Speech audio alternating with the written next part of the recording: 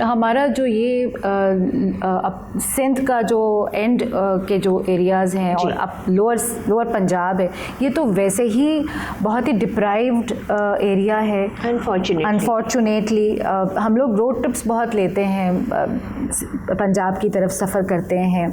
تو ایک زمانہ تھا 2003 4 5 کا کہ لوگ کہتے تھے دیکھو یہ جو سندھ دھار کی اور گوٹ کی اور سکھر، ان سے نا تم دن میں پار کر لینا کہ یہاں ڈاکو بہت ہوتے ہیں. جی، کچے کے علاقے. جی، آپ as soon as you reach Rahim Yar Khan تو then you are in the safe zone, but not any more. اب تو موٹر وے اور ہائی ویز ماشاء اللہ اب تو دن کا سما ہونے لگتا ہے، تو we travel through the night also. تو موٹر وے بن گیا ہے فرام سکھر ٹو ملتان. جی آپا ایسا محسوس ہوتا ہے ابھی جو ہماری بات ہوئی کہ یہ جو کیسز میجورٹی جو اکثریت آ رہی ہے وہ ہمارے لو پریولیجڈ جو لیس پریولیجڈ ایریا ہیں وہاں سے آ رہی ہے، تو ہم یہ کہہ سکتے ہیں کہ جی وہاں تو لیک آف ایجوکیشن تھا یا لیک آف ایکسپوجر تھا، تو یہ اس طرح کے کیسز.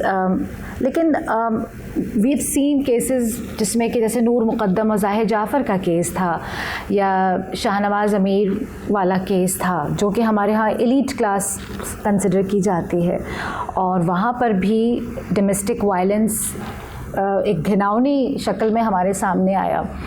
تو what's your take on that کہ واٹ ڈو یو فیل؟ میں سمجھتی ہوں سارا کہ صرف ہم تعلیم جو ہے نا اس کو مطلب قصوروار نہیں ٹھہرا سکتے کہ بھائی علم نہیں تھا تو کہ تعلیم نہیں تھی، تعلیم حاصل نہیں کی تو دماغ جو ہے وہ.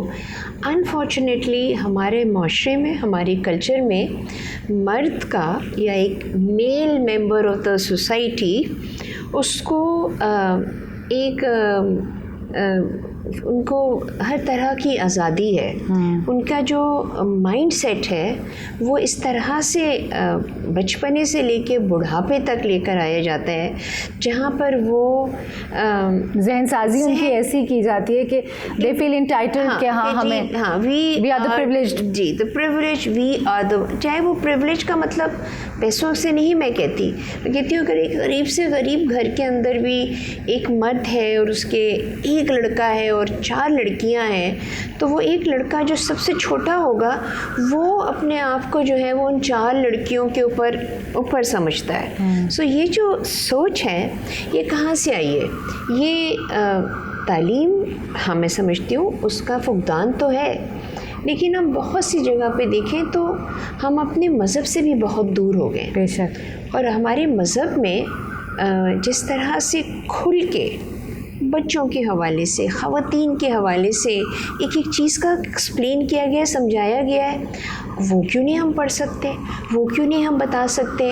اگر اسکول نہیں ہے، ایک بہت ہی انڈر پریولیجڈ ایریا ہے جہاں پہ بچے اسکول نہیں جاتے ہیں، تو کیا وہاں مساجد نہیں ہے؟ اگر مساجد نہیں ہے تو کیا جمعے کا خطبہ نہیں ہوتا؟